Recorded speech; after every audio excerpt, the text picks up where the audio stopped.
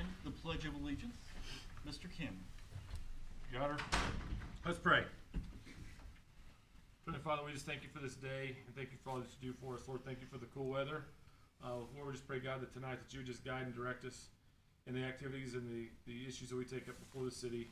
Just pray, God, for your wisdom and direction and your continued favor upon this city as we continue to grow and develop. Watch over us and guide us in Jesus' name. Amen. Amen.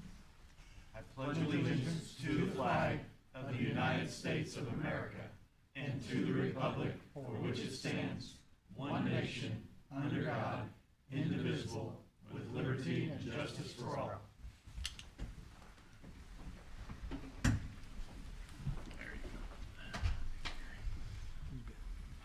Good evening. Thank you for coming. Appreciate you being here and appreciate the people out there watching on YouTube. I'd like to welcome everybody. Now that I've done that, I'll move on to citizen participation. I will open it up for anyone wishing to speak to something not on the agenda tonight. You're welcome to approach the podium. Seeing no one, I will close citizen participation and move on to the consent agenda.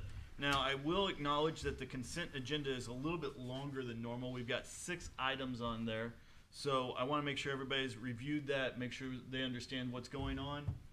All right, I see a lot of head nodding. So I need a motion and a second for the approval of the consent agenda. Motion. Second. We've got a motion and a second. All those in favor? Aye. Any opposed? Any abstentions?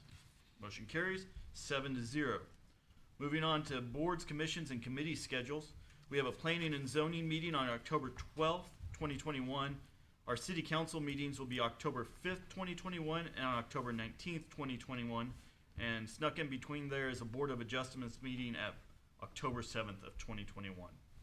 Item number 7 on our agenda under old and tabled items. This is the tabled item from September 7th, 2021. Are we going to continue? So, Mr. Mayor, I would ask that Ordinance 2158 be tabled again until October 5th. The site is still waiting for the electric utilities to be established at the property, so technically this body cannot approve a final plat without the utilities being established. And so my understanding is that they're working on that, and so giving them time to do that. If we would establish this by final plat, technically Andrew would have to sign it, and it would kind of somewhat violate what our approval process for the final plat. So if I had tabling it by another 2 weeks, I think that'll allow sufficient time for at least some more opportunity for that to be done. So we need a motion and a second and a vote. Yeah, we really have to follow the rules because Mr. Phillips brought a book to hit me with. Yes. Right? So it looks like a reasonably sized book, so I don't want to break any rules. So I need a motion and a second to table Ordinance 21-55 to October 5th, 2021. Motion. Second. We've got motion and a second. All those in favor? Aye. Any opposed? Any abstentions? Motion to table Ordinance 21-58 is sustained. Bless you. Moving on to item number 8 on our agenda, I need a motion and a second for the second reading of Bill 21-59 by title only. Motion. Second. We've got a motion and a second. All those in favor? Aye. Any opposed? Any abstentions? Motion carries 7-0. Madam Clerk. An ordinance of the City Council of the City of Republic, Missouri, authorizing the mayor to execute an agreement with City Utilities of Springfield, Missouri, to bring power to the City Gateway sign site located at 6571 West US Highway 60. Thank you, ma'am. Any updates from staff? Excellent. Thank you. It's habit. I look at you every single time. I can't help it. Thank you, Jared. No updates from staff. Any questions or comments from council? Hearing none, I now need a motion and a second for final passage of 21-59. Motion. Second. We have a motion and a second. Now we will take a roll call vote on our computers. I was just making sure we're all paying attention. So please click refresh, cast your vote, and then hit submit vote. Please remember the screens are touch screens, so we can even do it that way if you choose to. If you want to put smudges on your screens.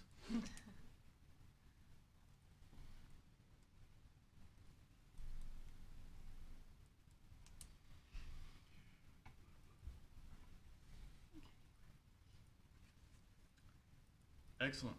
There shall be light. We have 7-0. Motion passes. Moving on to item number 9. I need a motion and a second for the second reading of Bill 21-60 by title only, please. Motion. Second. Got a motion and a second. All those in favor? Aye. Any opposed? Any abstentions? Motion carries 7-0. Madam Clerk.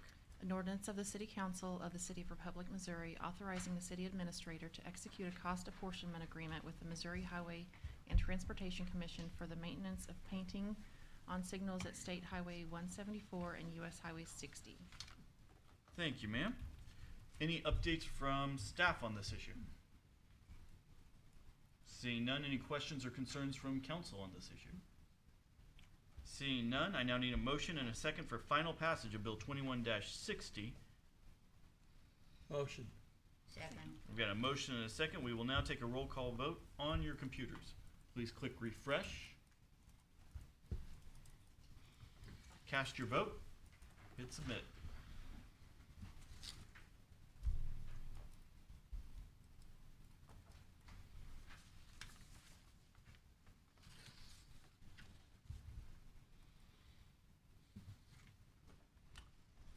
Excellent. Ordinance passes 7-0. Moving on to item number 10, under new business, I need a motion and a second for the first reading of Bill 21-61 by title only. Motion. Second. We've got a, it's great. We're getting there. We've got a motion and a second. All those in favor? Aye. Any opposed? Any abstentions? Before we get started, I'm still really working on, sometimes I've got 4 people making motions and sometimes I get 0. I'm really working on the wording. I just can't figure it out, but we will get it done. All right, I think we're ready for Miss Laura.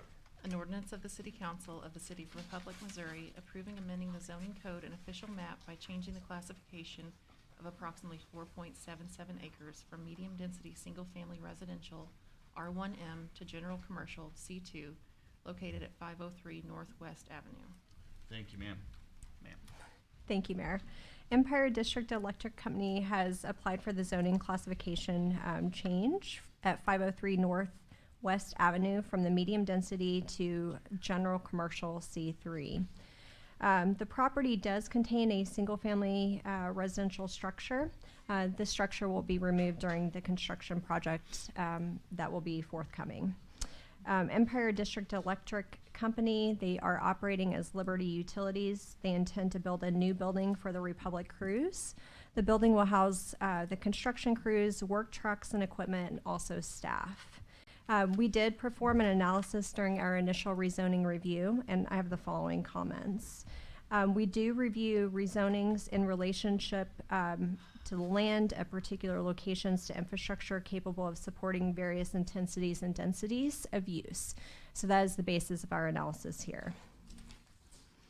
As far as compatibility with surrounding land uses, the subject property is surrounded by medium density single family residential zone properties to the north, south, east, and west.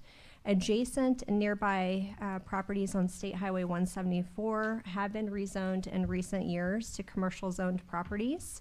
This is consistent with the city's major thoroughfare plan, identifying this corridor as a primary arterial with commercial development potential. The land uses permitted in the general commercial C3 zoning district relative to the intended use do include heavy and civil engineering construction services.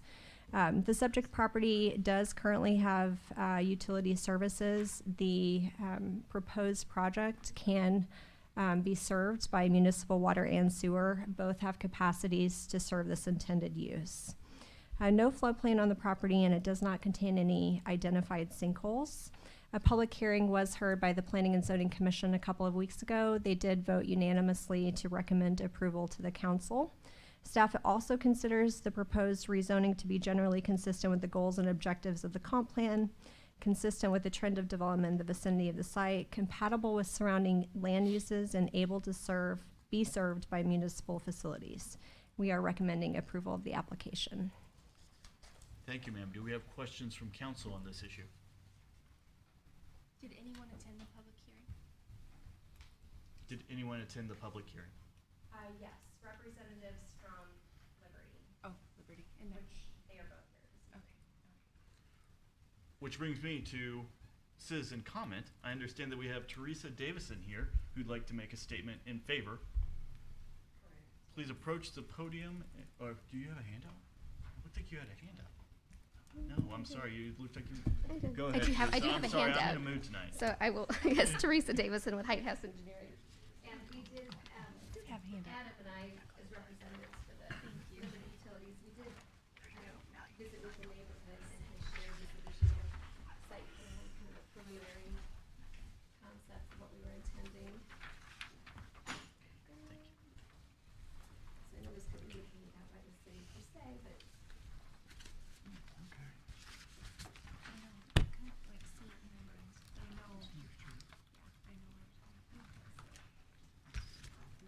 so as noted, it would be to relocate their existing service center. So this would give them a much more space to provide, so you'll notice there, we'll have a small building for a service center. It will not be manned, full daytime, but, and if you want to speak with the owner a little bit more about how the site would operate, usually the service men and women would come in during the day, load up their trucks, move back out during the day, and clock back in about 4:30 in the afternoon. When visiting with the neighbors, their primary concern was runoff from this property. It is a large tract of land, and a lot of it currently runs off to the north through the residential properties.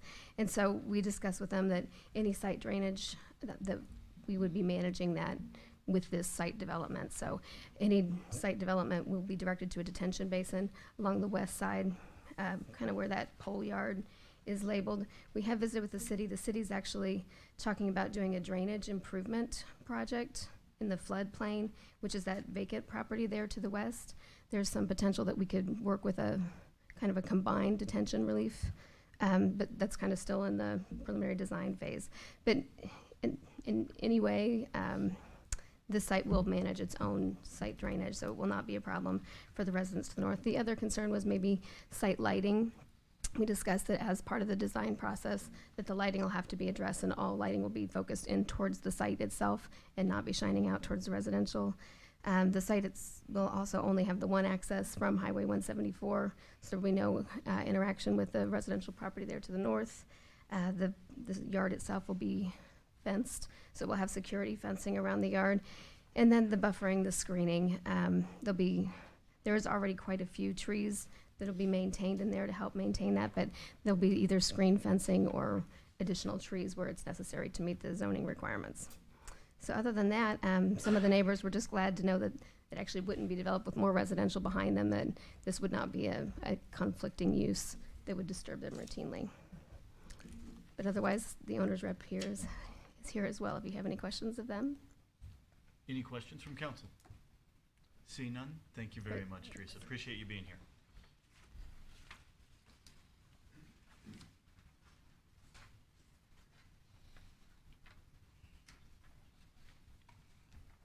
All right, please remember this is a first read, so if you have any questions, get with staff before the next council meeting. Moving on to item number 11, I need a motion and a second for the first read of Bill 21-62 by title only. Motion. Second. We've got a motion and a second. All those in favor? Aye. Any opposed? Any abstentions? Motion carries 7-0. Madam Clerk. An ordinance of the City Council of the City of Republic, Missouri, approving entry of an abatement order on consent with the Missouri Department of Natural Resources regarding wastewater treatment and authorizing the execution of same by the mayor. Mr. Nelson. Thank you, Mr. Mayor. I want to take a minute to go back through the history and the process that the city went through to get to where we are today, which is actually goes back almost 10 years to 2011. The city entered into a voluntary compliance agreement for the wastewater treatment plant. The reason being that during a rain or runoff event, as we call it, too much water makes it to our treatment plant, can't make it all the way through our processes, and the treatment plant has to expend water or risk overflow. As Mr. Cameron eloquently put it, our toilet is overflowing in that situation. So that was in 2011 that the city identified the problem. MDNR also identified the problem because we have to report instances like that where we're bypassing our permitted treatment process. So DNR said, okay, we've identified that you have a problem. Let's enter into a voluntary agreement that says you will work on compliance for 5 years. So the city entered into that agreement. Fast forward to 2016 at the end of the 5 years. Not a lot of progress is made. DNR extends it another 5 years, which would get us through October of this year. So if you remember, in 2017, the council authorized us to enter into the master planning effort with Burns and McDonnell for the wastewater treatment plant. And not long into that process, we realized, hey, we're not going to be compliant by the time this voluntary agreement expires and nowhere near it. So Mr. Cameron and I and the staff in the bills department, we took a trip to Jeff City, met with DNR, said, hey, we know we're going to be in trouble here. What's our next step? And the enforcement group, what I would communicate to the council is that they're appreciative of a proactive community, which is why we took the step to go to Jeff City, why we are entering into this abatement order on consent voluntarily. Because not a lot of communities take that approach. It goes down the enforcement path, and it's not as nice. So they're appreciative of that. So that was February of 2020.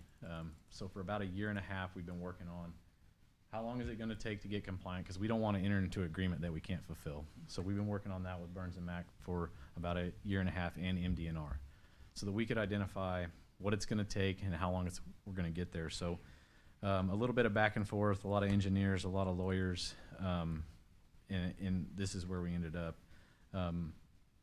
This agreement was actually prepared by our legal counsel out of Kansas City, Stinson, Brittany Barrientos, well-versed in the subject matter, did us a very favorable job, I think, on the abatement order, as favorable as you can be when you're in an abatement order with MDNR. So what we have is a timeline of 3 years, which would get us to October 31st of 2024 to regain compliance.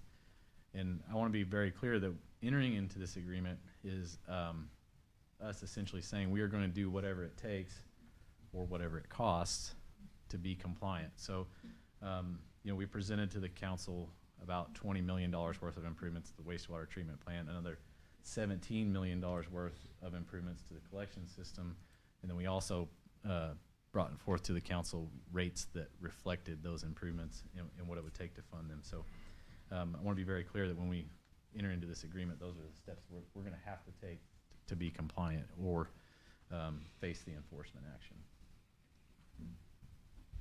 May I ask some questions? Yes, And I'm please not do. going to ask the questions I always ask, which is how do we get around it? Because I get it. We're not going to get around it. So what happens if we don't follow through in the next 3 years?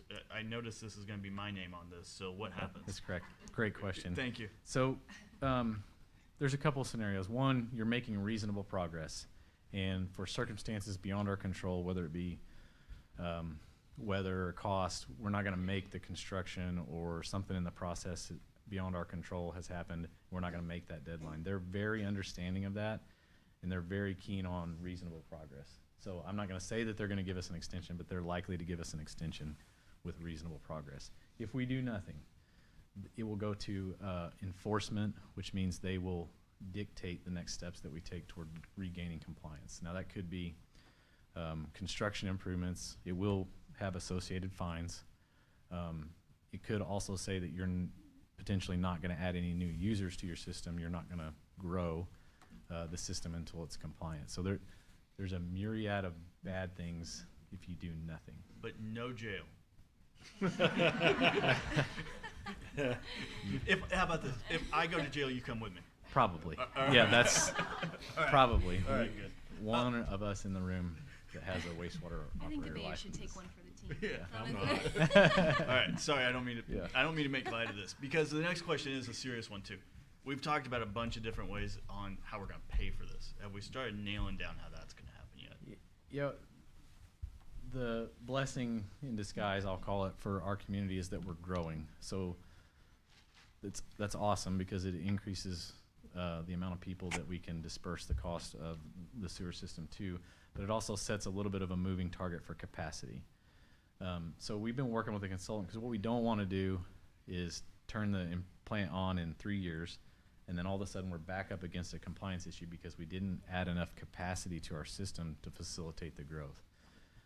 So our growth, I would describe as non-traditional for a city because it's just not happening in a lot of places like it's happening here. You know, we're projecting 12.5% growth every year for the next 5 years for our city, and that's not typical. So a little bit of a moving target, but we're actively engaged. We're going to spend 2 days next week off-site with the consultant, really pinning down the next steps, which will include the exact construction improvements we're going to undertake at the beginning of next year, because this has to start pretty much in January in order for us to make that deadline at the wastewater treatment plant. So we've got to start in January. The other thing we're going to talk about is we've already implemented a rate increase. If you remember, that was probably, man, seems like a long time ago, probably earlier this year, June, July. That is the first step in funding the level of improvements we anticipate to make. And what I know we'll do is we'll evaluate our growth versus what the expenses are, because a lot of these improvements are linear, meaning one has to happen in sequence with the other. So we'll know as we go through time the rate that it requires to fund those improvements. Thank you. Other questions from council? Sorry, I jumped in there. Andrew, how confident are you in the 3-year timeline? I think we won't have any issue as long as we get started in January. I mean, there are items beyond our control that are built into that agreement, like weather. Yeah. One of the concerns we have right now, and we've voiced this to MDNR, is the availability of equipment. A lot of the equipment at the plant, the treatment equipment itself, is hard to get right now, so there's a large lead time on that. But I'm confident, the consultant's still confident. It is why you'll see a large contract with Burns and Mac probably in the next couple of months for a design build, because that's really the quickest way to get a project like this done. You know, they'll go to about a 15 to 20% design, and they'll say, okay, City of Republic, this is the not to exceed price for what we've got to do, without it actually being all the way designed. And that will allow, executing that not to exceed price will allow us to start to order materials. We can start preliminary construction while they finalize the design, and as we move through time, it saves, you know, it just depends on the project, but it saves a lot of time. Mr. Mayor, Sir. so to elaborate on that point, one of the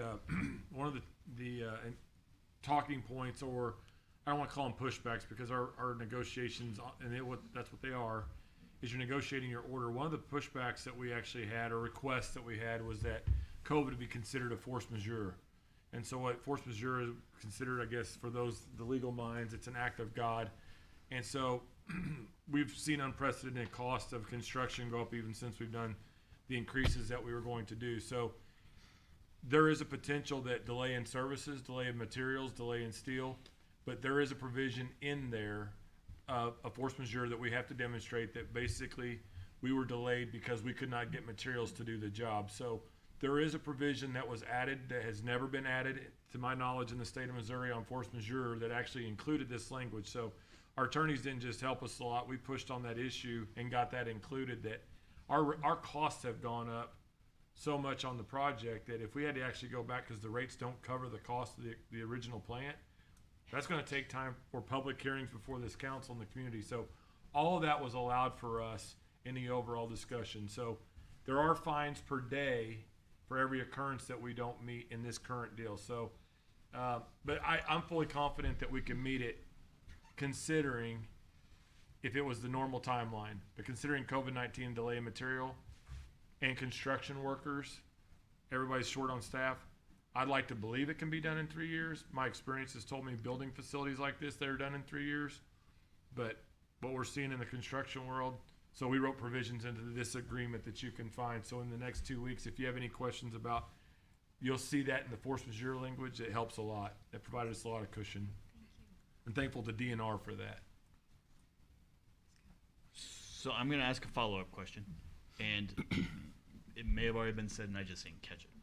I asked about the payment, and you talked about the rate increase, but then I just heard that maybe the rate increase may not cover anything. So do we need payment in January? And if so, how are we gonna secure that payment? Great question. So, back when we did the rate study, we looked at a 5-year rate increase plan that funded, I think at the time we said 37 million, and we asked the council, hey, will you allow us to pursue financing other than SRF funding, which is the state revolving loan fund, either in certificates of participation or public offerings of bonds. And so that rate is, that 5-year rate implementation is built around 37 million. That gets us a long ways down the road. The nice thing is that every year in the budgeting process, we look at those rates. So we'll continually look to see the impact to those rates. But right now, we've funded the first 37 million with those rate increases. Are we working with underwriters or anybody else to get the best rates possible, or are we really looking out for the bottom line? Yeah, I think what we're going to bring forward is a request for proposals for underwriters for those financing options.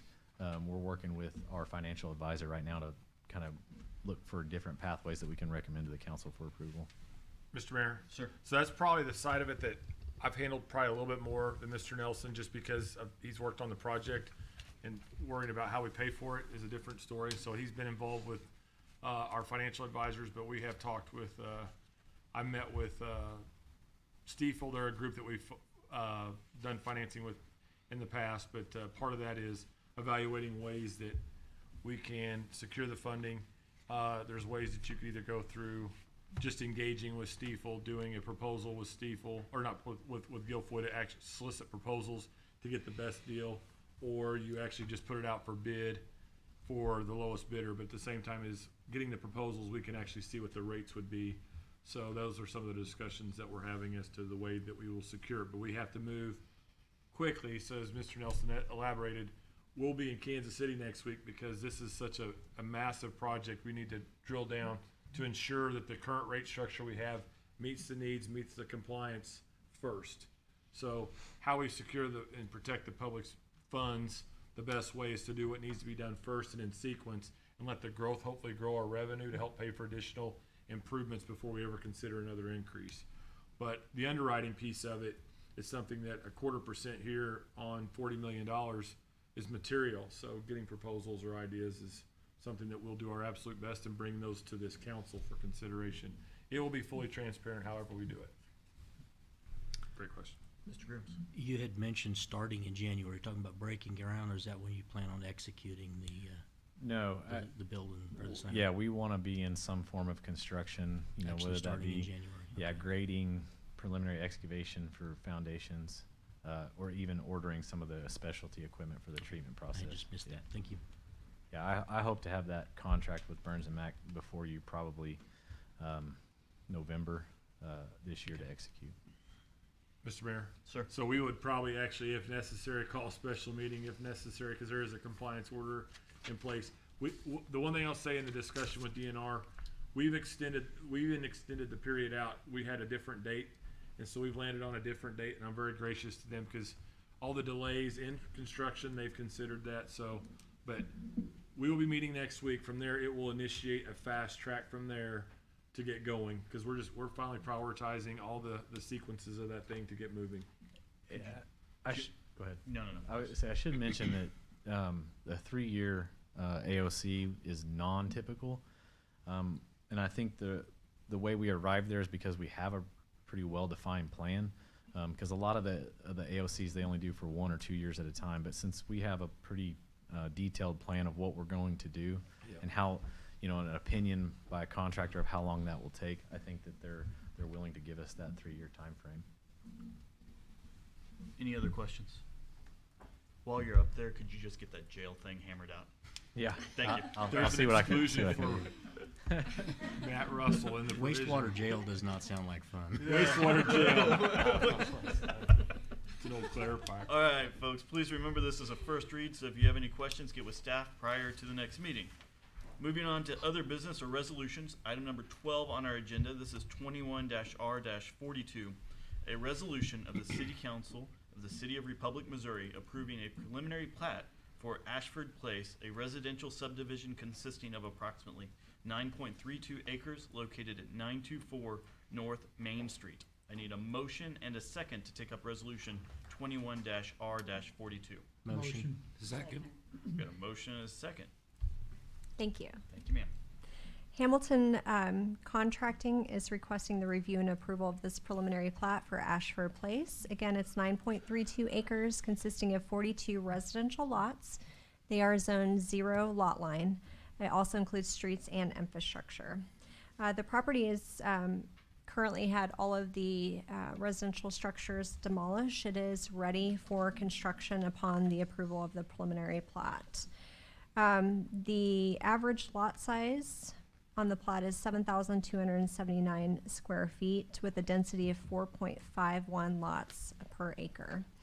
It includes 2 new local streets, Chloe Street and a small continuation of Hampton Avenue. A traffic study was not required by the applicant. We also reviewed it for compliance and availability of services. It does have availability for both water and wastewater. We do have capacity in our systems for the proposed subdivision. No floodplain on this particular property. It also does not contain any identified sinkholes. The preliminary plat does contain a stormwater detention area that will take care of all the stormwater generated by the impervious construction. It was reviewed by the Planning and Zoning Commission approximately 2 weeks ago, and they did recommend approval. Staff is also recommending the approval of the preliminary plat. I'll be happy to answer any questions you have. Mr. Dykeman. This is the area we approved some time ago. Somebody else had bought it and was gonna build in there. over- Yes, I believe in the grand scheme of things, this may be the 3rd time. Oh, Um, okay. So preliminary plats do expire after a period of years. This one actually expired in May of this year. They're bringing it forth because they do plan to move forward with construction. Thank you. Other questions? Is every lot in here a 0 lot line? Yes. It does appear that like lots 7, 20, and 21 don't show them, or else those are just very large. Those are actually going to be community lots with amenities for the actual subdivision. Okay. Thank you. Any other questions? Mr. Mayor, just one question. Yes. When was the original plat approved? The original one was done prior to 2017 when I came. We did another one in 2019, which expired in May of 2021. Gotcha. All right. As this is a resolution, we can immediately call it for a vote, which I will do. All those in favor? Aye. Any opposed? Any abstentions? Resolution passes 7-0. Moving on to reports from staff. Mr. Cameron. Thank you, Mr. Mayor. So there's a new face in the crowd tonight for us. Miss Elisa Woodson is our new public information officer. So stand up and take a bow. You don't have to, I'm just kidding. Elisa is from Missouri. She's from 417 land. She grew up in this area and is kind of returning home. Not kind of, she is returning home. She has family in the Springfield area that I'm familiar with. In general, it's interesting. Her brother-in-law is somebody that I work with at that organization in advance. So it's like, but she lives in St. Louis for how long? 4 years. So very much looking forward to having someone return back to their roots that understands the area, the region, and partnering with our media community and also that of the staff of different organizations and working with them. So looking forward to, again, getting back to pushing out our message both internally and externally. We have a lot that is going on, and I think that Mr. Landis did us a fantastic job, and I think you could see between those gaps that Jennifer Mayfield did us an absolutely solid job. We went through a ballot measure in the middle of that, and so I want to thank Jennifer for her efforts in the absence, and Elisa, we just welcome you to the city. We're very excited to have you on board, and like I said, welcome, and as I said today in our other meeting, welcome. It's going to be interesting because we have a lot going on, and we're talking about growth rates of 12.5% a year over the next 5 years. There's a lot going on that has to coincide with that. So welcome to the community, and I'm looking forward to you getting to meet everybody. Eventually we'll have some sort of opportunity for everyone to get together and meet. I'm looking forward to Megan Cook, our finance director. We'll be back with this starting tomorrow. baby is doing well, she's doing well, husband's doing well. They probably all want a break for a while. So looking forward to having our finance director return back, and Lisa had lunch with her today. And so I'm sure she's looking forward to seeing everybody, and I'm looking forward to when she can do the finance report instead of myself, because she will do a much better job, and I'm going to try to do my best to go through it extremely quick. And I appreciate the work of outlined in the consent agenda. Mr. Larry Brown has done us a solid job in Megan's absence to help us keep our books. And so getting the August financials to you, they should have already received a copy in advance of the meeting, so I'm not going to read information to you. I am going to hit the highlights of things that we are sitting on a financial cash position of about $1.2 million in the general fund, which is actually because obviously our operating costs are down. We've cut costs, and a lot of that, believe it or not, was on the public safety side. So I wouldn't call it cutting costs. Filling those positions every year has saved us money, and in the wrong direction. So, but in the same time, it's actually helped the cash position of the city. So when you're looking at those things, it's like, well, where's this money coming from? Number one, we're sitting at about 17% growth through the year on our sales tax numbers. Whether that'll stay or hold at that position, we see it drop. Those that have been around this council long enough know you could see it go to 8% next month and then 33% the month after. So this is not my position to talk about improvements to the Department of Revenue. Representative Davison is here tonight, so maybe he can do us a solid there, but no. But anyway, I want to highlight about the financial position of the city is, I appreciate the staff, this council, allowing us to do your jobs, to do it well, to be respectful. I've said it before, I'm going to continue to say it. We don't look at it like it's monopoly money. It's not just something that we have that we just frivolously throw out and say, you know what, so what? It's, you know, if we would put this piece of our equipment on our own property, if we were running our own business, would we still get another mile out of that truck, or would we build this and have it in our own business? And so we don't look at it that way. We look at it, how would we spend it the right way and be accountable for those funds.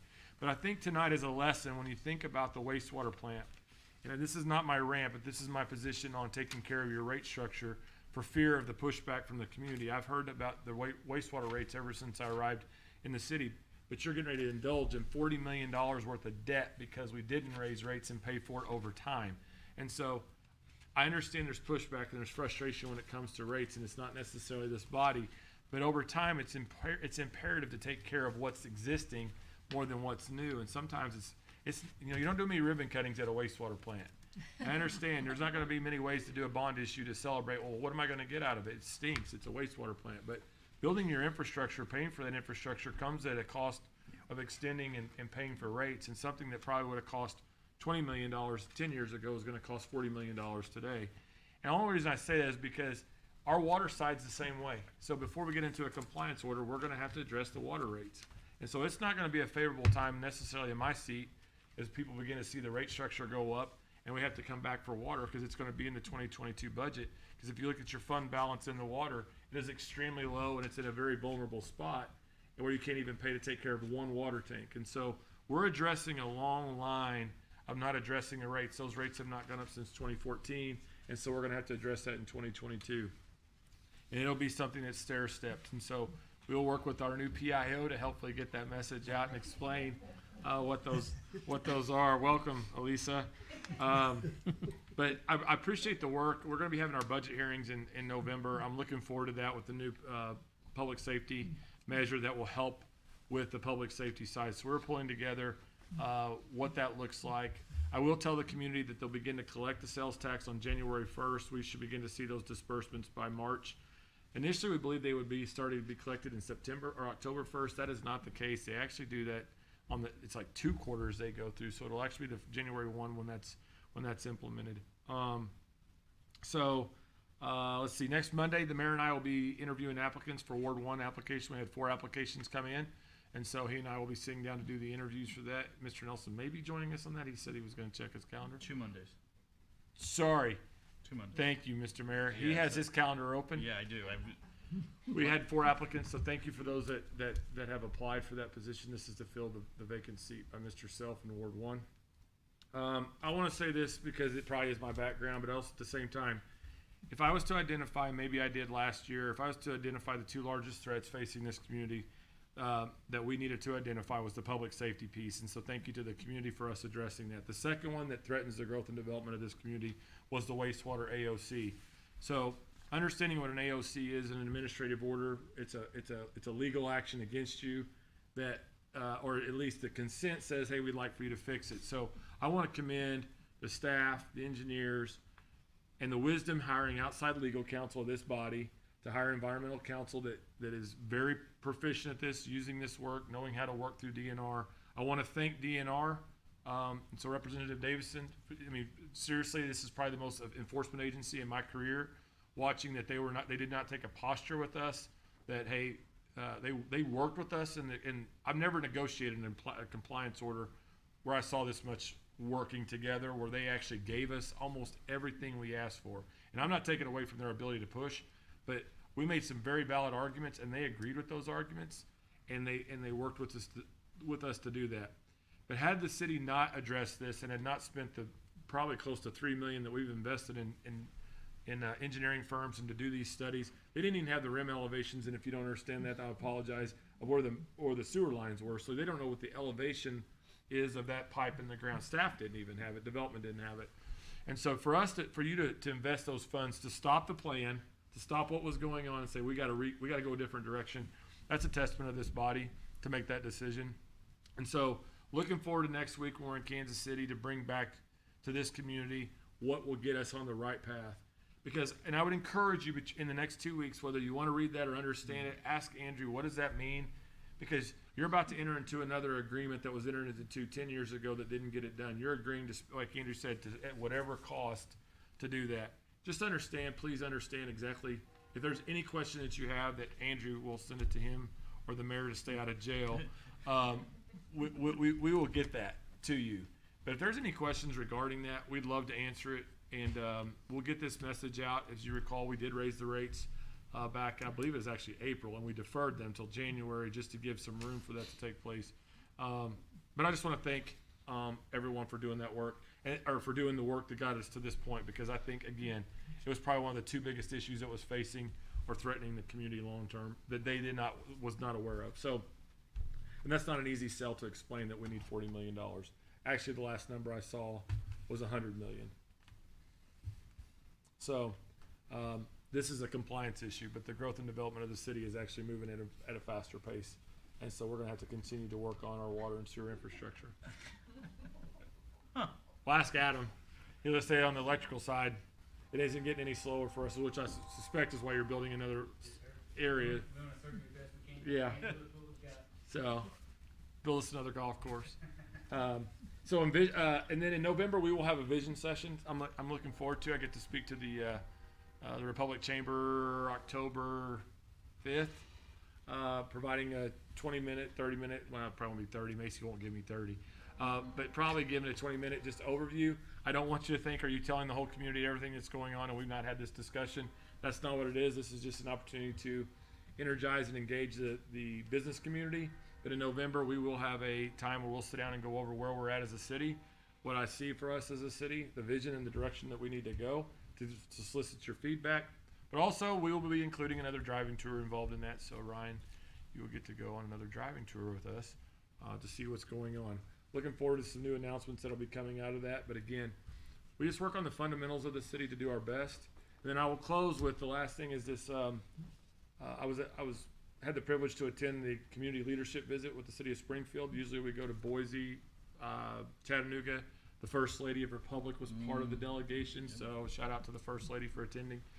There's about a delegation of about 100 people that go, and so I had the opportunity to actually get to go on that visit. Also got to speak on that visit about regionalism and the things that we're doing as a community. And I share that only not to say that we spoke and we presented, but we just have a lot to offer as a community. But I think that that's something that came out of the entire visit is that the only way our region collectively will continue to grow is as we move as a region. And so individual silos, individual cities competing with one another has never been our objective. It's something that we can do collectively together to maximize the taxpayer's dollar and to also make the quality of life and quality of place for us all in Southwest Missouri even better collectively, so that we're not fighting and competing against ourselves. And I think that that's something that we're going to collectively work on together. Looking forward with myself, the mayor, and our staff to collaborate on those things. But I appreciate the opportunity to be away. Sometimes you think, well, you're on a Springfield delegation. How's that benefit our community? But I can tell you it benefited our community greatly, and so I thank you for that opportunity. And I learned a lot about the First Lady of the city. David announced her. Every time she walked up into the room, he would yell out, "There's the First Lady of Republic." I'm not sure she was in favor of that. But by the end of it, after the 15th time, she got used to it. Well, So- I was not alone. I was like, listen, she may work in Springfield, own a business in Springfield, but she's the First Lady, so I need two Republic folks on the trip. But I just want to say this: I'm very optimistic and very excited about the future of Republic. I've always said that. After this visit, I'm extremely excited about the future of Southwest Missouri collectively. We can do so much more together, but that's going to take an army of people, and I love being a part of that and talking about that, because what's good, the Amazon site and all the projects and things we're doing, it's growing our region. We are benefiting our region, so we got to be good stewards, and we've been great stewards of what we've been doing, but we're going to be even better at it, and I can't wait to share it with you in November. So with that, sorry y'all missed it by 8 minutes. That's all I have. Do we have reports from council? Nothing? That was easy. That was easy. Well, I'm not gonna let him get out of here without. I love it how he reports, but he doesn't really tell you. So here's the thing: I didn't go to the Springfield Regional. I don't have to prep you for this stuff. My wife did go, and she came back and she told me about what happened. And this is a group of 65, 70 business people in the area, but it was almost exclusively Springfield people. And they're big names in Springfield. And David got to present to the big names in Springfield. And it was the last day. And right after this, Springfield went, and then they rolled into the takeaways. So all these bigwigs in Springfield sit down and they talk about the takeaways from what they learned on this retreat, this 2.5-day retreat, where I was in charge of the kids at home by myself. But that's another issue. And my wife was at one of these tables, and all they talked about at this table was Republic, and how Republic's growing and how that's happening. And then they got up and reported to the rest of the group, this 65, 70 people in this room, about Republic. And then all these other tables started talking about Republic and what we're doing and how we're growing and the flame David lit under them. And Crystal texted me and said, David did amazing right after his presentation. Her exact word, amazing, was all caps. I never get amazing in all caps. But afterwards, when she sat down and we had a serious conversation about it, she was serious about the amazing. It was impactful about what we're doing. You know, we're in here cleaning up problems and dealing with things. But when people start talking about us, envying us, that means we're doing something right. And that's something to be proud of. And everybody plays a part in that. So even the First Lady. So my report is David undersold what happened. It's the fact that people are paying attention. And we've known that, but they're talking about it.